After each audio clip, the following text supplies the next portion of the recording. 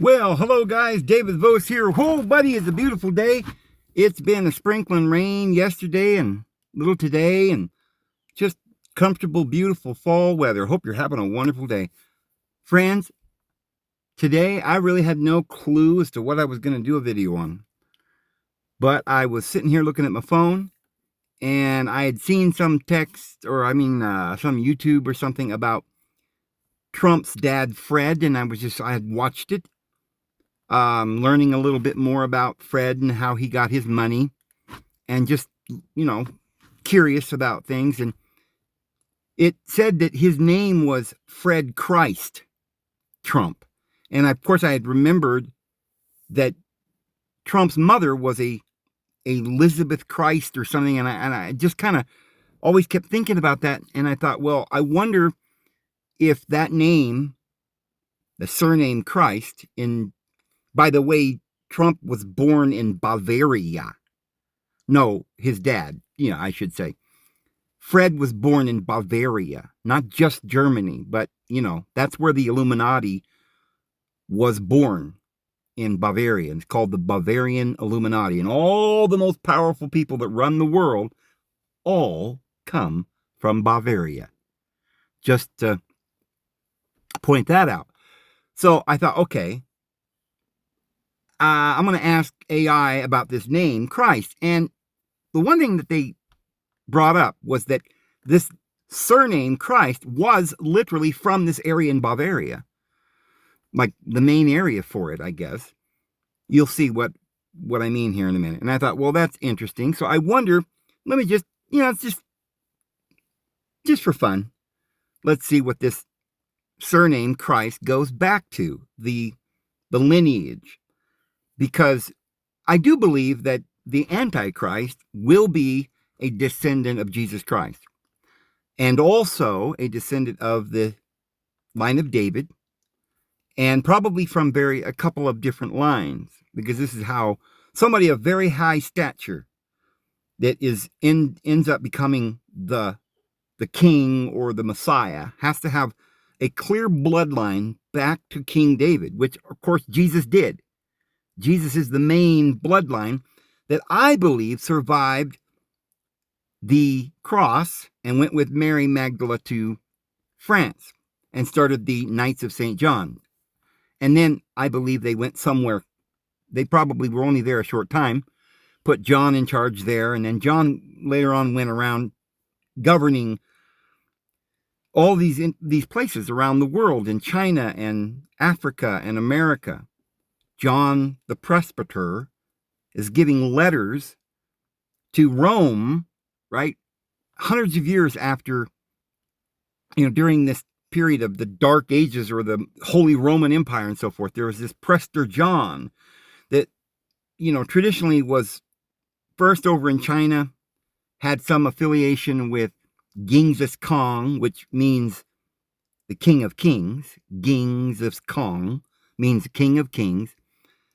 And was also an Israelite, but I'm not going to get into all of this. This was the Israelites, the 10 tribes that were taken into captivity to Assyria, and from there they scattered in all the world. But they went over the Caucasus Mountains, the majority of them. Others went other places, but one group went over the Caucasus Mountains, became the Caucasians, and settled Germany and Bavaria.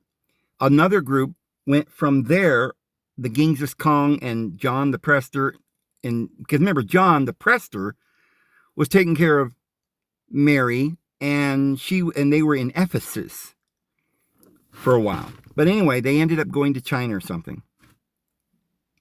So then from there, in Japan, they've got Shintoism, where they got priests with white robes holding the Ark of the Covenant and all the different same teachings and Hebrew letters on their garments and stuff, just like an Israelite religion. And this is carried on throughout the world because we find rumors of the Ark of the Covenant in Ethiopia, which, by the way, is also where John the Presbyter went after he came back from China. He left there and went to Africa, and then stories say he went to America.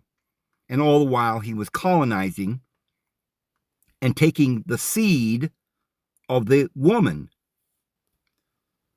We saw in a video I did a couple days ago where the scholars say Jeremiah was this priest that 600 BC had earlier taken one of the seed of the woman from Egypt up to Ireland and Scotland. So there is this planting that Hosea speaks of in Ezekiel, this tender branch that Ezekiel says was planted, one branch in Babylon, another branch in Egypt, and then it goes on to say that the Lord himself will take a tender branch and plant it on the mountains, plural, of Israel. The mountains are the governments of Israel, because there are 10 tribes, and they were scattered into the world. So each of these nations had a branch of the royal line. Now, this is what the Bible teaches. And so the Antichrist will be one of these Caesars, czars, Khazars, that is in all the world. Nebuchadnezzar, who was of the lineage of David through Solomon and the Queen of Sheba. And this is discussed widely and taught widely by rabbis, the Mishnah, and various traditions throughout the world, even in Islam. So there are only then, as far as I know, 2 bloodlines that are the royal blood. And they're always Jewish, unless they come from a Jewish line that was planted in one of the other nations, which most of the world wouldn't even know. So yes, there are other lines, and there are other lines that have the name Czar or Caesar or Khazar that might not necessarily go through King David, that may go through Judah by way of Zerah and not Perez, and others that may go through Solomon's son, like Nebuchadnezzar, or some other child from King David. So we have various royal bloodlines, but the main one that has the scepter today is the Jewish line through Perez, which doesn't necessarily mean that the Antichrist will be of that line.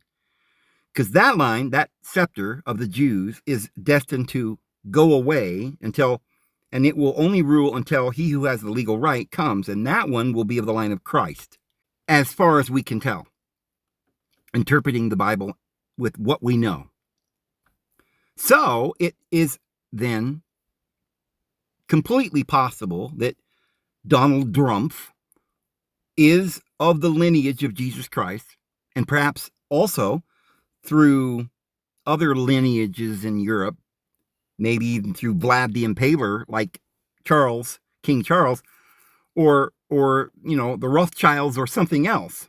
This Bavarian group. I wanted to know, in this Bavarian area, what were these bloodlines? And I asked AI, I said, is Elizabeth Christ a genealogy back to Christ? Just a simple question. I was curious.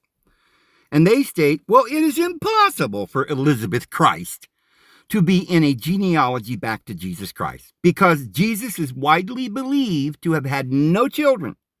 Well, then how could it be impossible based on just a wide belief? In other words, not a certainty, but a belief.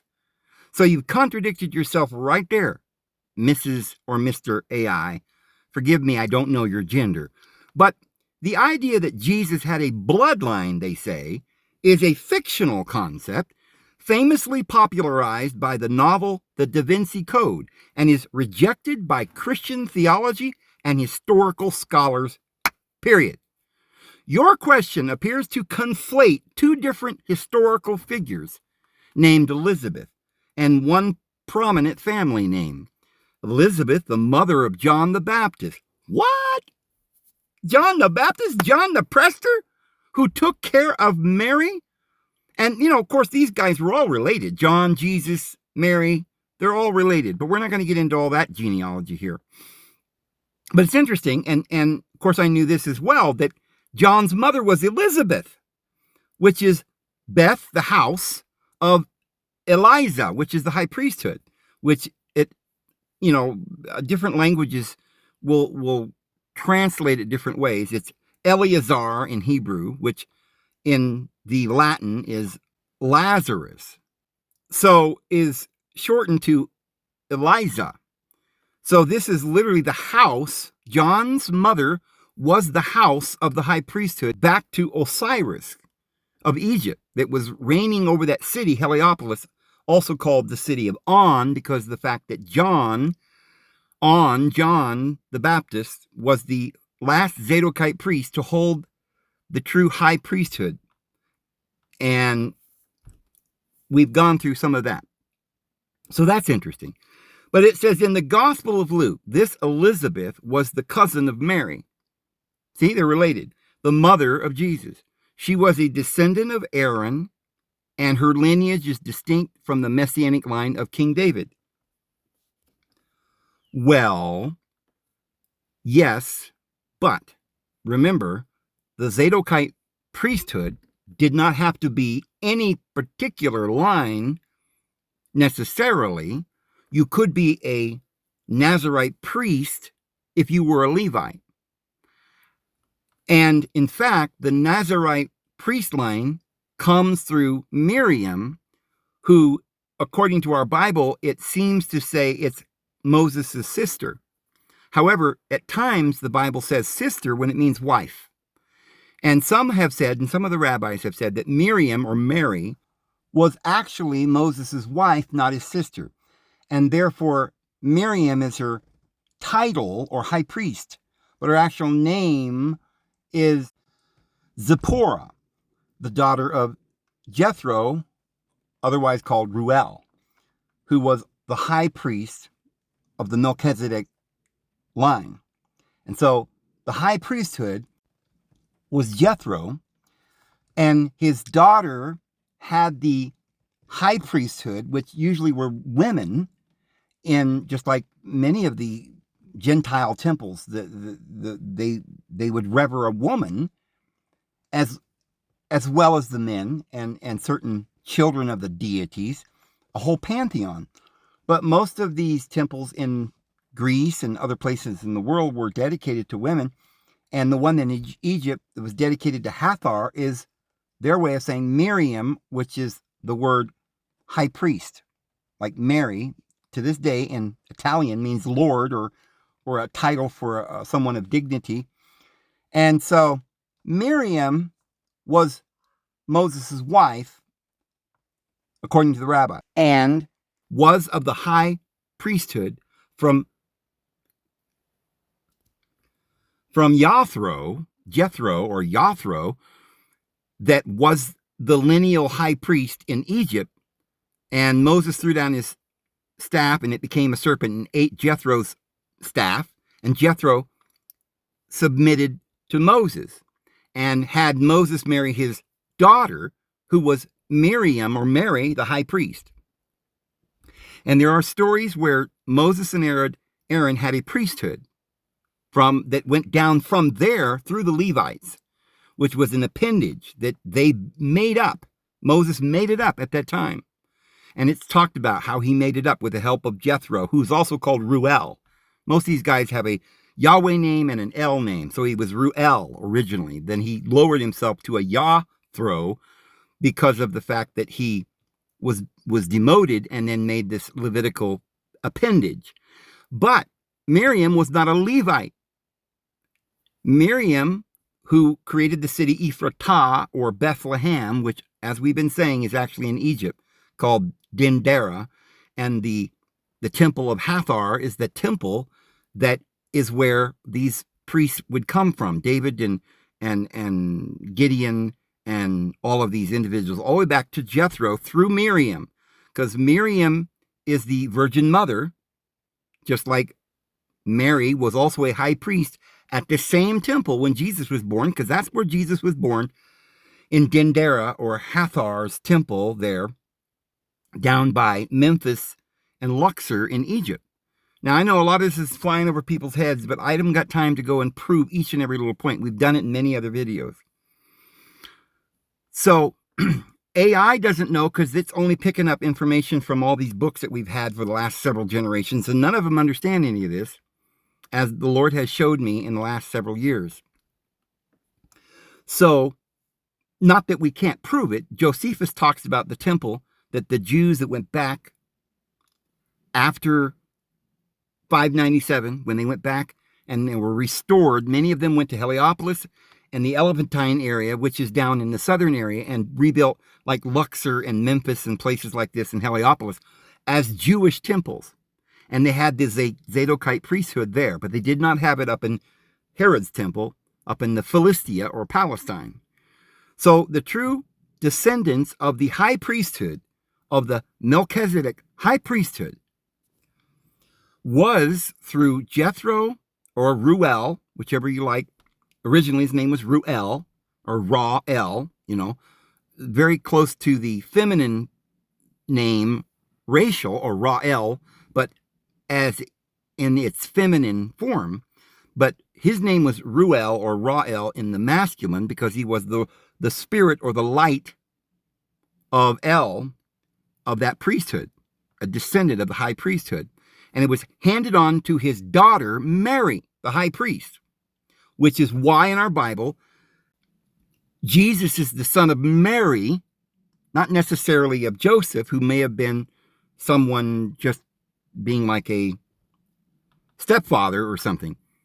Born of this virgin, meaning this was a high priestess who carried out some religious ritual exercise, or the Arios Gamos, with the high bloodline that goes back to Osiris, which is why Elizabeth is the house of Eleazar, which is the Hebrew word for this Osiris. Laasiris is the Osiris, and Eleazar is El-Azar, or Osiris. So we know that Miriam is the lineage back to Osiris, the high priesthood. And so it is through Miriam that David was born, son of Jesse, the Ephraimite, which is from Ephratah, another name for Bethlehem. And so I don't want to go too deeply, and there's so much evidence I could give you for all of this, but the King David certainly was a lineage of Miriam, Jethro, Ruel, all the way back to Osiris of Egypt. So the messianic line of King David, which Jesus said to belong to through his earthly father Joseph. Well, it doesn't necessarily say that. It also has a lineage back through Mary, if you look in Luke.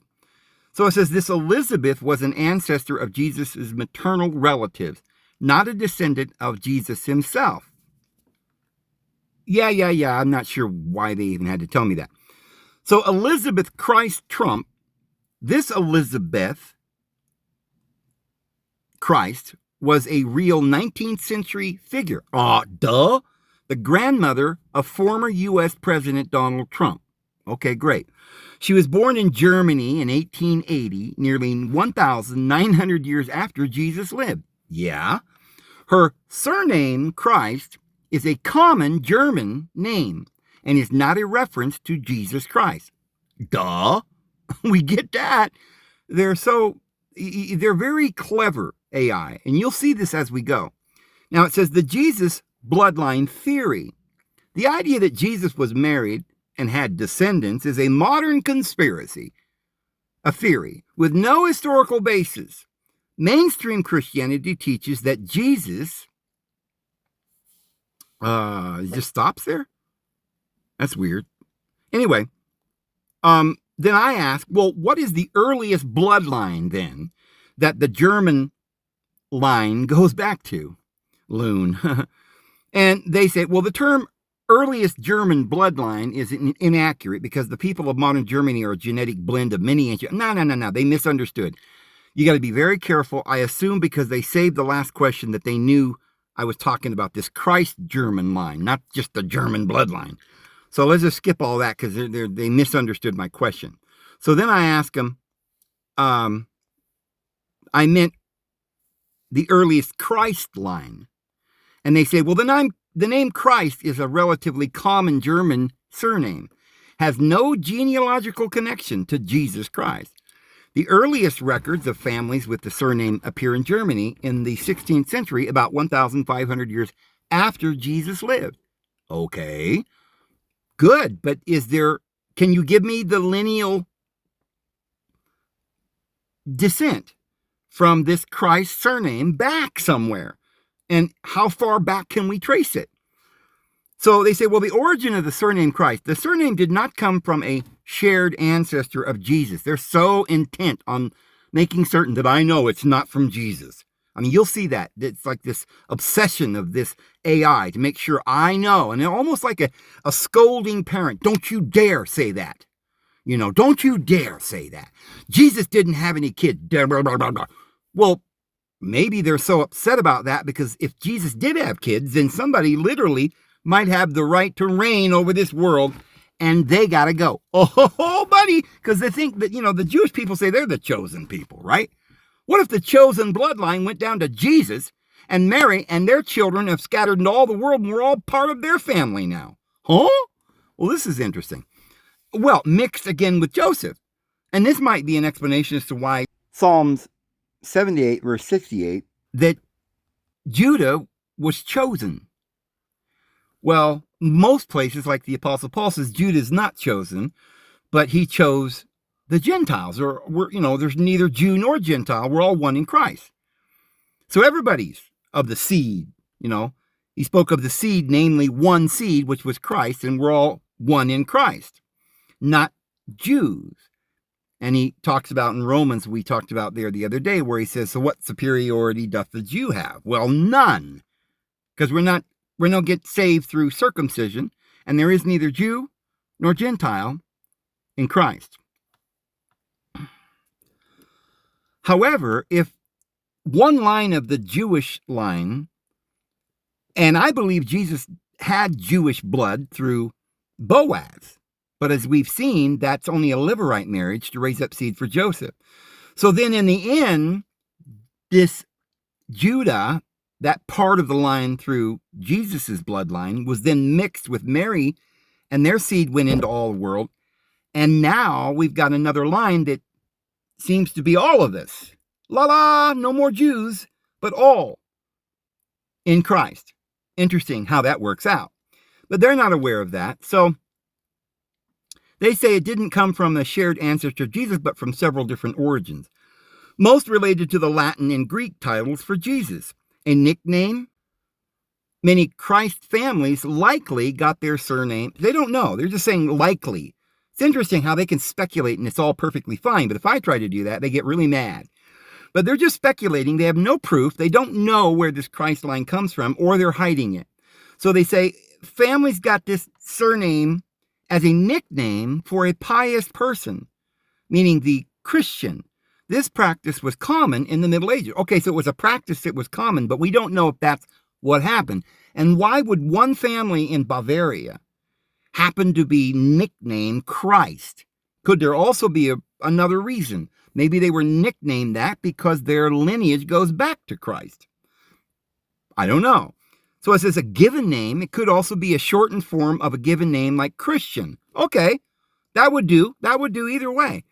And it says the Greek roots, the term Christ ultimately derives from the word Christos, anointed one, which was used to translate the Hebrew word Messiah. That's right.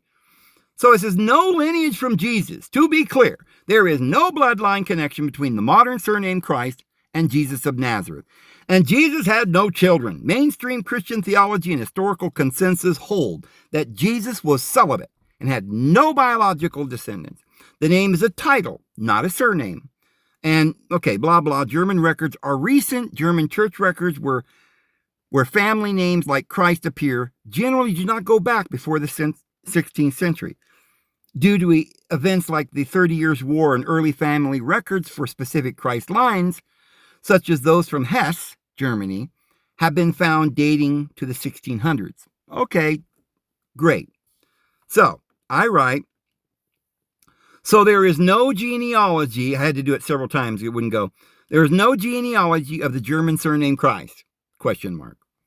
And they say, yes, there are extensive genealogies for German families with the surname Christ. Oh, well, thank you. Why didn't you tell me that before? However, these family trees do not lead back to Jesus Christ. Why? Because he didn't have kids. Blah, blah, blah, blah. Well, and it says it bears no bloodline relation to him, because the surname Christ and the title Christ are two entirely separate concepts. Well, no. Surnames are lineal descendants that go back to a certain sir or a royal lord, a sir, a sire, right? So I don't know. They're just lying here. And then it says, the origin of the German surname Christ likely, we don't know. They don't know. They didn't say, hey, we don't know. Or, yeah, we know, but we're hiding it. But they just say, oh, likely arose in the Middle Ages from several sources, including a shortened version of the personal name Christian. But either way, that's still possibly a place name for the lineage of Jesus. A nickname for a person who played Christ in a religious play, or a nickname for a pious person. I don't know. I'm really not sure that pious people just got named Christ. I think it wasn't that they were pious, because there were a lot of pious people that weren't named Christ. So I don't know if that would be a reason enough to start calling some family Christ. And especially since that man ends up becoming the Messiah, the anti-Messiah or the Antichrist in the latter days. Drumpf Christ, right? So the earliest records of the families with Christ's surname appear in Germany in the 16th century. Examples, there are documented genealogical records for Christ families in the specific regions of Germany. For example, records for the Heinrich Christ, born in Hohra, Hesse, in 1642 exist. The Ancestry website also shows records for Johann Matthäus Christoph Christ, born in 1610 in Zilsheim, Hesse, Germany, and his family. These records show a lineage extending back centuries, but ending in Germany, not ancient Israel. Boy, that was a clever statement. Ending in Germany, not ancient Israel. Well, how could it end at the beginning? Why did they say that? Because it's clever of word structure.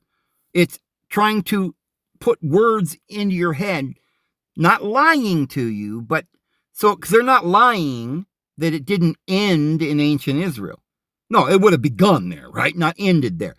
So, but they make you think, oh, it's not Israel, it's no connection, just move on, right? Well, they're just twisting words. They're being vague. They're using manipulation. As we go on, you'll see this more.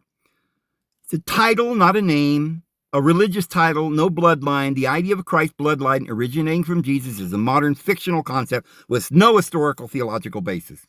Okay, really? Well, wait till my next question comes along.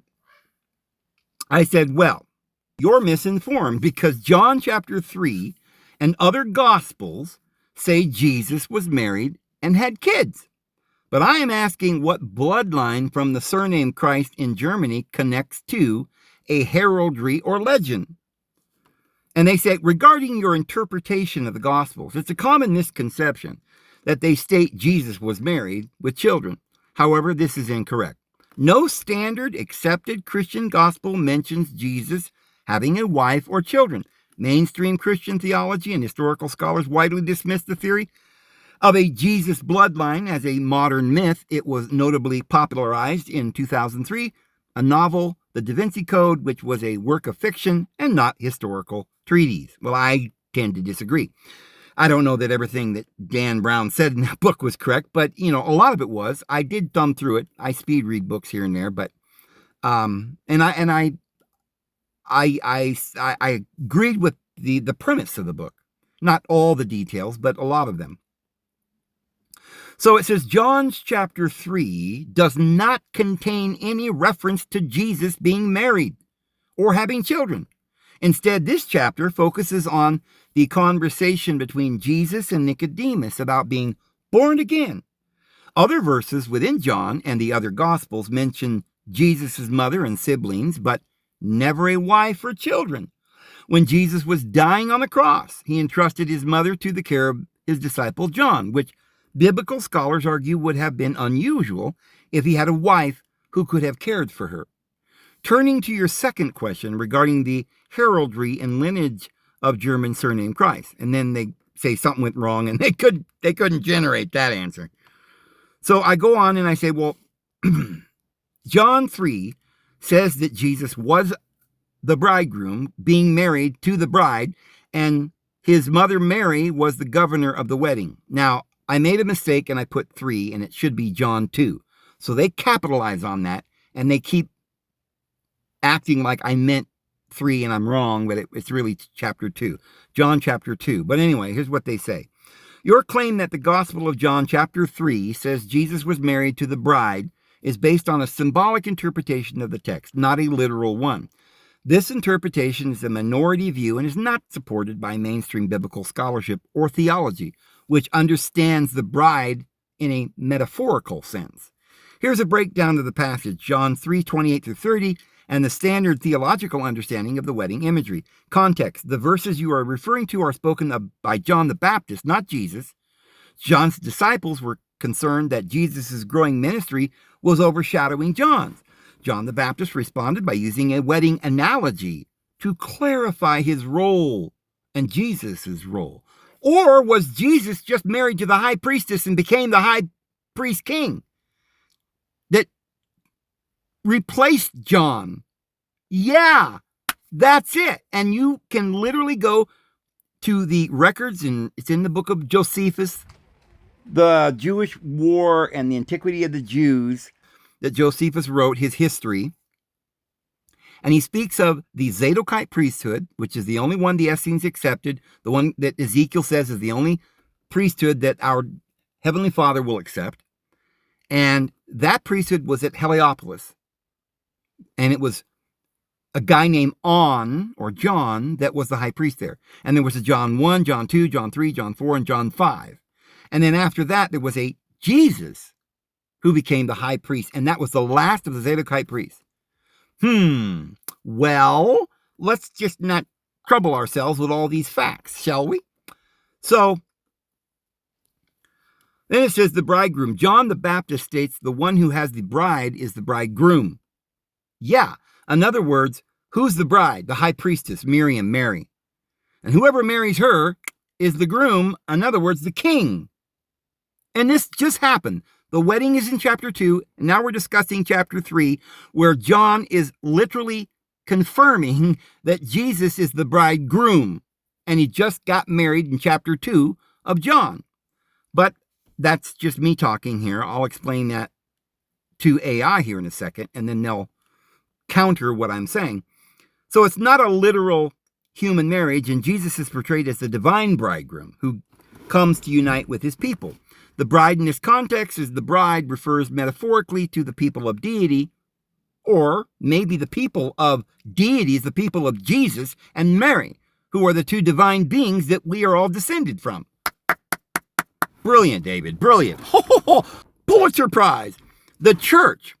The imagery is consistent with Old Testament prophecies, where deity is often portrayed as the bridegroom. Yep, and he literally had a wedding with Israel on that mountain. And yes, it's symbolic in some sense because we're under a relationship. But when a woman makes a covenant with a man, she's under a relationship. And therefore, this is why Jerusalem's a woman. And in this case, in Revelation 18, is a harlot because she has played the harlot. Because it says in Hosea and other places, in Isaiah and different places, in Psalms, that she plays the harlot and left Yahweh. So, the friend of the bridegroom was John. Okay, identifies himself as the friend. His joy is fulfilled in hearing the bridegroom's voice. Why? Because this is the new covenant. And the new covenant is a real wedding. And we are definitely Jesus' children now.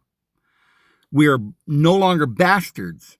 We're not just left to die in the wilderness. That's what Yahweh did to the poor widow. You know, this is what happened with Ishmael's mom, Hagar. She was wandering around.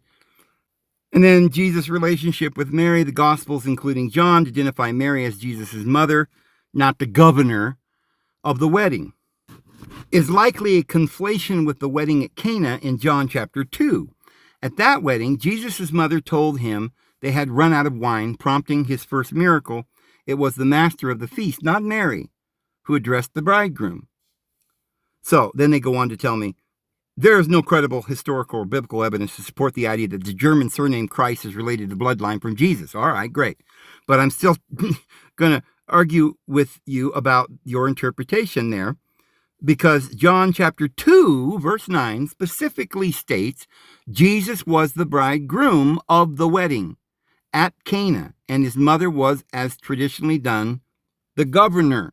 Now, I misspoke there.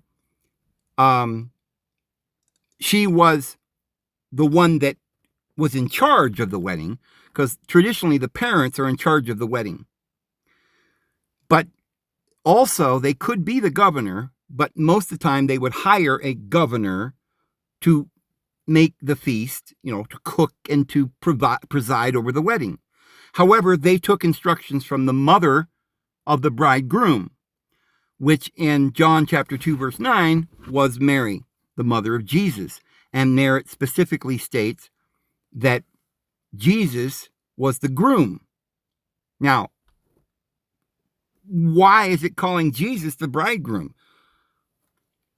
So they say, well, John 2:9 does not state that Jesus was the bridegroom or that his mother Mary was the governor of the wedding. This interpretation is based on a misunderstanding of the text, which is interpreted symbolically in Christian theology. Clarification: the master of the banquet, John 2:9, clearly states that the person who tasted the wine and called the bridegroom over was the master of the banquet, also referred to as the ruler of the feast or the governor of the feast in different translations. This was a person appointed to oversee the festivities, not Jesus. Yeah, but as I said, I shouldn't have called Mary the governor, but I never said it was Jesus. Now they're saying they're going to keep saying that I said it was Jesus. All I'm saying is Jesus was the groom, and the governor was appointed by his mother Mary, and she was in charge. So it says the text describes the official as tasting the miraculous wine and praising the bridegroom, unaware that Jesus had performed the miracle. Unaware? We'll get back to that. The bridegroom, the master of the banquet, praises the actual bridegroom for saving the best wine for last. Well, wait a minute. Didn't Jesus provide the wine? So why would he turn to a man called the groom, the bridegroom, and say, oh, thank you for saving the good wine for last? Well, Jesus is the one who saved the good wine for last. He's the one that provided the wine. We'll get to that here in a second as well. And so Jesus is never identified as the bridegroom of the wedding at Cana. Mary's role, Mary was to notice that the wine had run out and inform Jesus of the problem. Why did she ask Jesus to do something if it's not their wedding? Why is she instructing the governor, and telling Jesus to go get some wine? It's Jesus' wedding, that's why. And she's the governor, and she knew that Jesus could do it like that because he could do miracles. So it says she was not the governor. Well, I agree. She was just the guy that hired the governor and giving the instructions to the governor. She said to the governor, they have no wine. And then she made instructions to a bunch of the people there that were running the festival and said, go get 5 jars of water and then go to Jesus and he'll tell you what to do. So she was kind of governing it by having a governor. And so it says, as discussed previously, John the Baptist refers to Jesus as the bridegroom in a later passage. In Christian theology, this is understood metaphorically, where Jesus is the divine bridegroom, blah, blah, blah, blah, blah, blah. And then again, the German surname Christ has no genealogical or legendary connection to Jesus Christ. Okay, great. Now, I continue on and I say, well, John 2:3 and verse 5 says the mother said to them, so Mary gave the instructions for the wedding. And verse 5, she further governs the wedding as tradition states the parents or the mother of the bridegroom would do. Well, John 2:3, they say, and 2:5 do not state that Mary was the governor. I agree with that. I'll give that to AI. But the governor is being hired and instructed by a higher governor there, which was Mary, the mother of the groom. Your interpretation is not supported by the text of the Bible or by the historical context of ancient Judean weddings. Here is a corrected breakdown of the event described in John 2. The problem, John 2:3, Mary as a guest and likely a friend or relative of the couple observes that the wine has run out. Why is she telling him what to do? Why is she observing this? She brings this to her son's attention. Why is she bringing it to his attention? By simply stating they have no more wine. This was a potentially embarrassing social situation for the hosts of the week-long feast. The instruction. In response to Jesus' perplexing answer in verse 4, Mary tells the servants, do whatever he tells you. So, Mary and Jesus are in charge of this wedding, right? And Mary tells them, instructs the governor and those working at the feast, do what Jesus says. She's in charge. Why would some woman just walk into some other person's wedding and start taking control of it? Unless, as tradition, the mother of the groom was the one over, may have hired another person to be the governor, but was instructing the governor of the wedding. So it says this is not instruction related to wedding governance, but an expression of her faith in Jesus' ability to act. She is telling the servants to trust and obey Jesus, even if the instruction seems unusual. Well, that's pretty stretched out kind of interpretation there. You've got to really stretch things, AI, to come to that conclusion. While I will admit it may not prove in that one point that Jesus was the groom, just from that one sentence, but I think from that one sentence, it certainly strongly indicates that Jesus was the groom. And I'll show you proof here in a second. Now, the governor of the feast, John 2:9, the text explicitly names a master of the banquet or governor of the feast as the person in charge. Yep. But he's taking instructions from Mary. Huh? This was a designated steward responsible for overseeing the food and the drink. Yep. Who tasted the miraculously made wine and called the actual bridegroom over. Why? Why is he telling the bridegroom when it's the bridegroom Jesus who provided the wine? Traditional wedding roles. While the parents of a betrothed couple were responsible for arranging the marriage, they did not manage the logistics of the wedding feast itself in this way. Mary's simple instructions to the servants is not evidence that she was in charge of the event, which was the responsibility of the appointed master of the banquet. And then they got to go on about the German surname Christ has no genealogical legendary connection to Jesus Christ. Bum. So I continue. If Mary was instructing the wedding feast and telling them what to do, then obviously she was more than just a guest. Besides, why would Jesus be specifically called the bridegroom?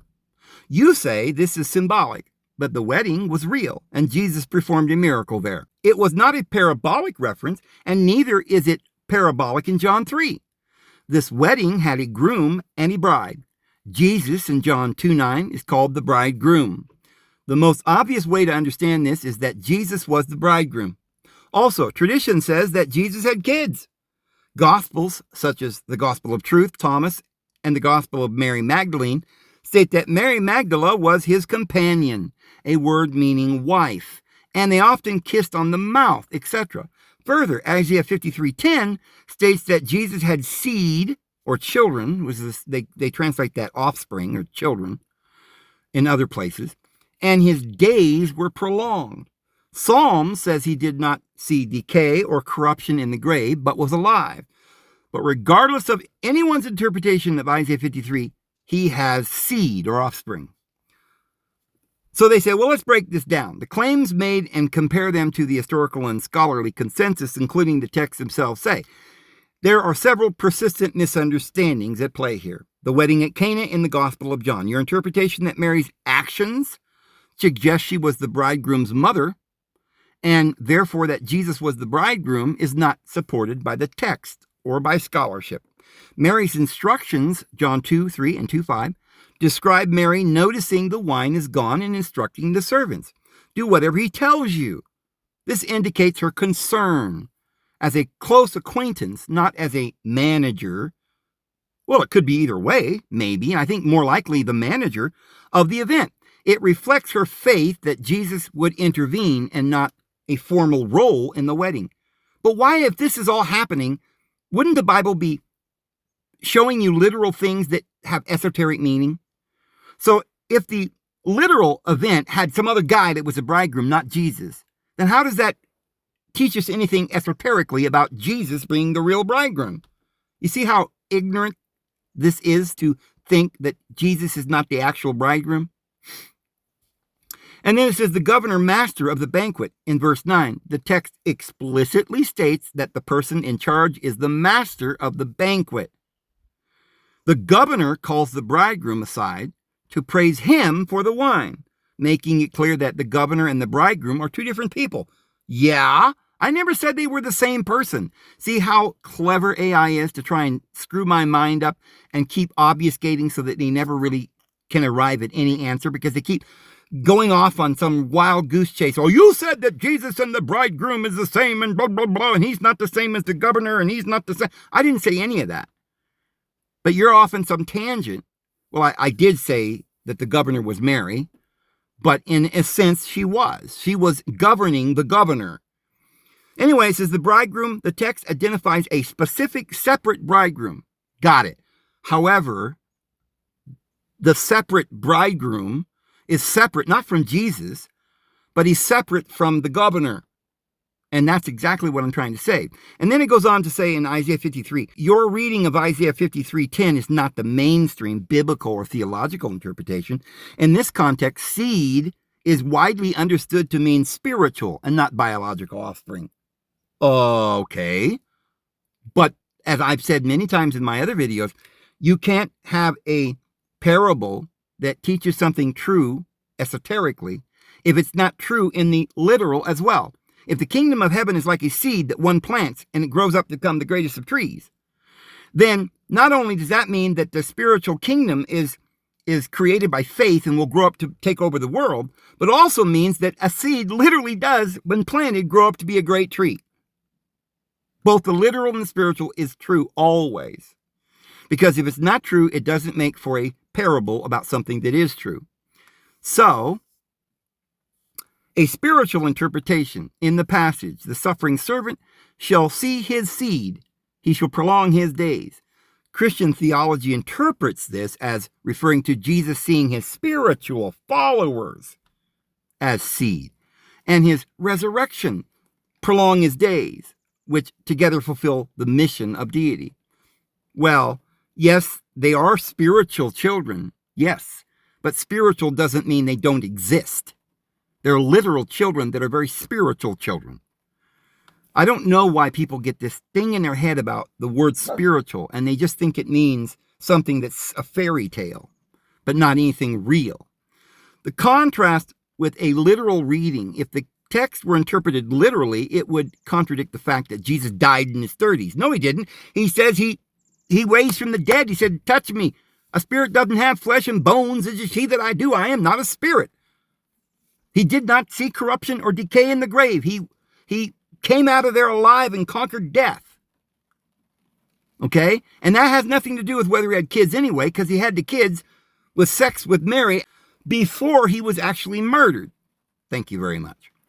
So anyway, and it talks about the Gospels, or the Gnostic Gospels, are not part of the New Testament canon, and they represent a different tradition of early Christianity. No, that's not true. They represent the same tradition, but the higher initiate version that they gave to the higher initiates. The basic Gospels that were given to the public were simple. But if you wanted to know more and be further indoctrinated and taught by being initiated, they gave you the Gnostic versions, which were more deep and esoteric. So they're wrong about that.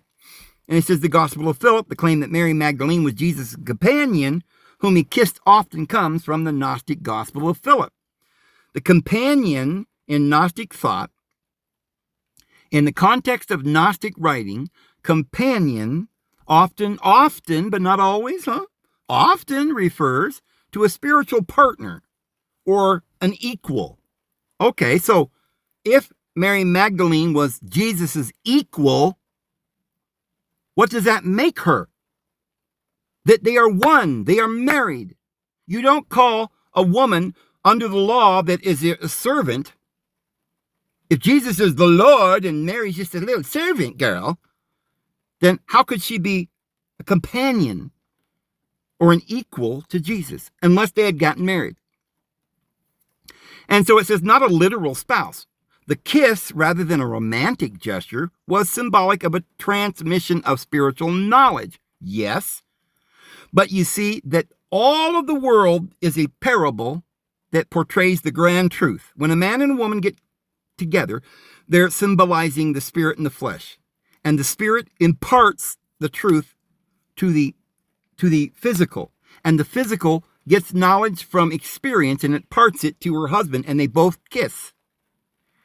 Okay, so the kissing is done in a literal sense between a man and a woman who was married. And a symbolic sense is, as they're saying, kissing on the mouth or in the mouth, in Gnostic symbolism, a kiss on the mouth represents a spiritual exchange and intimacy between the teacher and the initiated disciple. Yeah, but it seems like Mary was the one, as you read that text, that went and told the apostles and was the apostle to the apostles, and she was intimate with Jesus as the other apostles were not.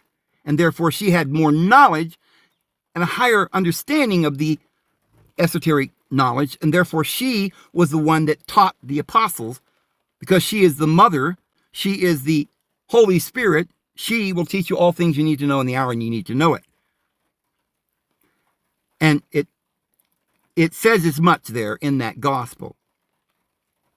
And then the Gospel of Mary Magdalene. This text is not a historical account of the marital relationship. Instead, it describes Mary Magdalene as a highly favored disciple who received special instructions from Jesus. No, it actually says more than that, but let's go on. So I wrote, so the fact that Mary tells them what to do and the governor of the feast does it could obviously indicate Mary was the mother telling the governor of the feast what to do. I did not state the governor was Jesus. Jesus, though, certainly provided the wine. And the governor said to the bridegroom, Jesus, and said, you have saved the good wine till now. Jesus is the one providing the wine explicitly in the text, and is the one the governor calls the bridegroom. This wedding is highly literal, and is also portraying esoteric truth. But if the wedding occurred, the provider of the wine, Jesus, is called the bridegroom. Further, they also called Jesus rabbi, and all rabbis had to be married. And they say, AI, your reading of the wedding at Cana and the role of rabbis is based on a literal interpretation that conflicts with the text and historical context. Okay, that's some big words there, young man. You know, I hope you can hold those britches up, because you're going to have to explain to all the world now what kind of nonsense you're talking. So they say it's your claim that John 2:9 identifies Jesus as the bridegroom. And that's demonstrably false, they say. The text is unambiguous. When the master of the banquet tasted the water, and guys, by the way, do you think this is AI talking to me? Do you think some machine is writing this? I'm having a debate with AI. I think I'm having a debate with Satan himself.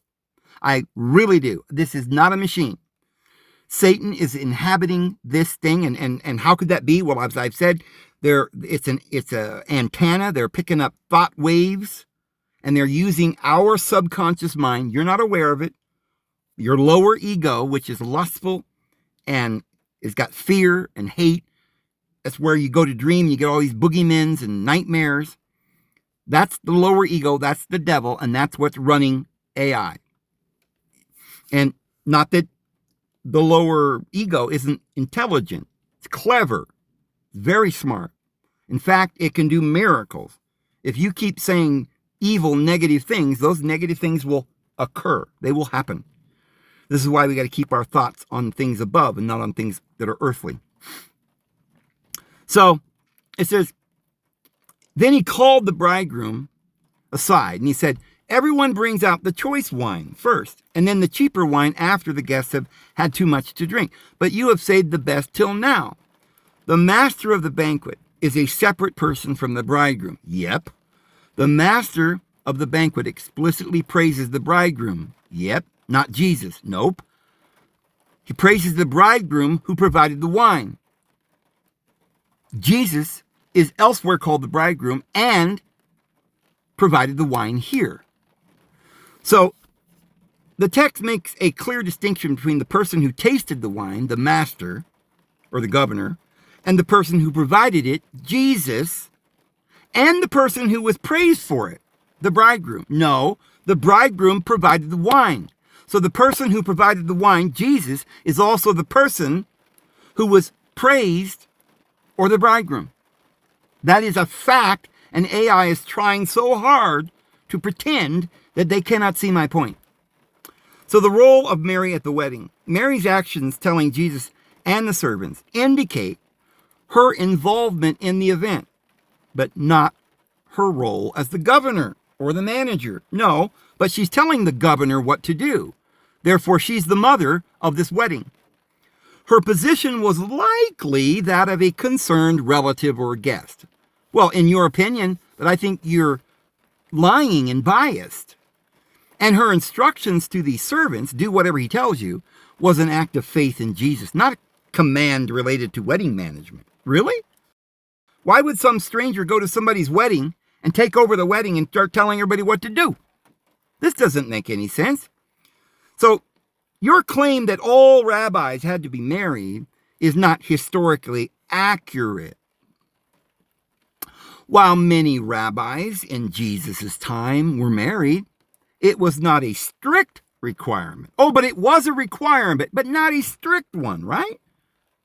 But Jesus, remember, was also the master or the Christ who had his own disciples. That's what a teacher or a rabbi does. They have their own disciples.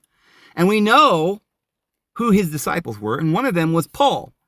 And Paul tells us that let the elders or the teachers, the rabbis, be husbands of one wife. So certainly Jesus' own apostles knew what Jesus believed, and all rabbis had to be married. Symbolic versus literal meaning in John's gospel. You correctly note that John's gospel includes esoteric truth and symbolism. The wedding at Cana is widely understood by theologians not just as a literal event, but as a symbolic one. The divine bridegroom. For Christians, Jesus is symbolically the divine bridegroom. Well, maybe for you, maybe for these apostates, but that's not what the Bible says. And the church is his bride. Well, it doesn't actually say the church is his bride. That's something that someone made up. The Bible says that Jesus was married to Mary Magdalene, and there was a wedding. And then it talks about another wedding that's going to happen in our day, and it's talking about certain other people, such as us, part of the church, the congregation. And we also have to have white robes, not because we're the wife, but because we're invited to the wedding. We're in the train, right? The bridesmaids.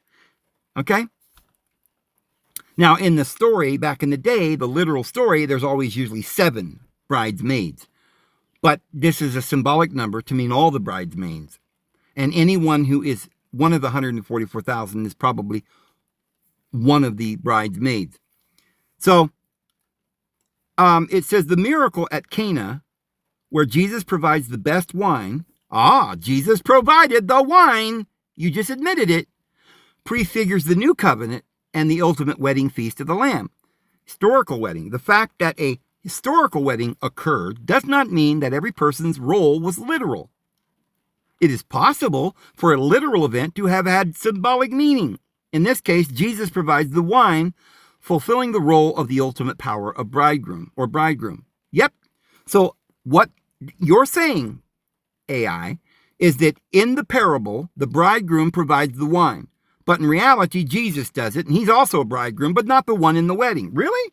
Oh, boy, that makes a lot of sense. And again, no bloodline connection with the Christ surname. So then I said, well, you have twice claimed I said Jesus was the governor.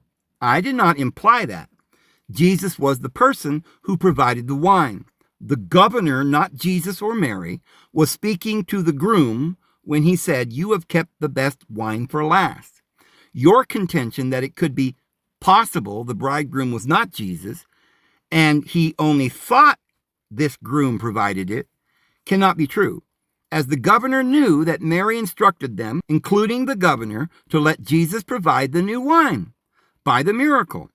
And the governor took instructions from Mary and knew Jesus provided it. He thus calls Jesus the groom. Now, doesn't that make more sense that the next chapter, if John chapter 3, continues to call Jesus the bridegroom? And this also is borne out in the Gnostic scriptures that almost definitely indicate this special relationship Jesus had with Mary. He always says Jesus loved her and her brother Lazarus more than the others. And they say, while it's understandable that one might connect the provider of the wine at the wedding in Cana with the bridegroom, your interpretation that Jesus was explicitly called the bridegroom is not what the Gospel of John chapter 2 says. There are also significant historical and theological issues with your other claims. Well, I think it does say what I said it says, and I think you're just obfuscating to tell you the truth. And it says a separate bridegroom. The master of the banquet, also called the governor or the ruler of the feast, tasted the water turned to wine, and then called the bridegroom aside. This text clearly separates the master of the banquet from the bridegroom. Man, they just keep trying to say that I'm saying that, and I never said that. The master is praising the bridegroom, who is Jesus, assuming that he is responsible for the wine. Assuming he knows who's responsible for the wine, because Mary told him to go do this. And they told the governor to look to Jesus. She says, go ask Jesus and do whatever he says. So obviously they already knew that Jesus is the one that provided the wine. So AI is literally lying. And you can't say, well, they just don't know or they didn't understand or they got mixed up. AI doesn't get mixed up. They're lying on purpose. They don't ever lie on accident. They're very clever. Now, they may have wrong information, and that could happen. But in this case, they know the information very well. We've gone over it, and they're lying. So the master is also not aware of where the new wine came, and that's not true. He did know. I just told him that. Even though the servants are, no, the master is aware as well, because the servants didn't do anything apart from what the governor of the feast would tell them to do. And so if they're listening to Mary, that at least proves that Mary's over the whole wedding, because they're disobeying the governor and listening to some woman named Mary, who is also the mother of a bridegroom, but just not the same bridegroom as the one happening here. Huh? Oh my goodness, this is ridiculous. So anyway, it says Mary's instruction to the servants in John 2:5 was not an authoritative command for wedding governance. Really? She told them to do it. Specifically, she didn't say, please, could you, or I'd like to make a request. No, she said, do it. But an expression of faith in her son.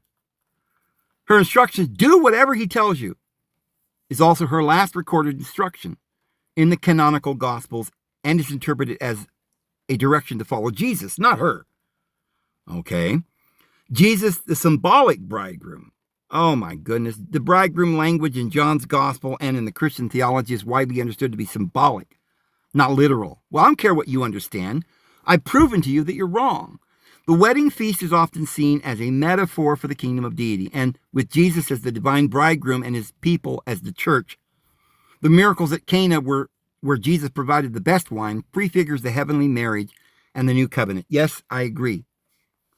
The Gnostic Gospels, the Gnostic texts like the Gospel of Philip, the Gospel of Mary, are not accepted canonical by mainstream Christianity and are understood differently by scholars. Well, if they're not accepted, why are you trying to understand them anyway? Spiritual companionship, the word companion in the Gnostic Gospels of Philip, used to describe Mary Magdalene, refers to a spiritual and intellectual relationship, not a marital or carnal one. Well, that's your opinion, but I don't think so. When I say companion, I mean, when I'm talking about a woman being my companion, I'm talking about my equal, my lover, my companion that always is with me, not just mentally and spiritually, but physically. I'm sorry, but that is just a very lame argument.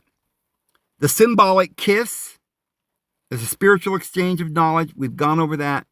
Differing traditions, blah, blah, blah. And then again, the German surname Christ is not true, blah, blah, blah. And that was it. But anyway, we're over now. I'm going to stop it there. And it's raining, guys, and I'm just going to go ahead and stop here. Try to run up the road and get this loaded, and hope you guys understand that the Lord loves y'all. He loves everybody, and all we got to do now is just love one another. He's coming soon. His grace and his peace will be with you. I'll see you guys tomorrow, okay? Have a good one, guys.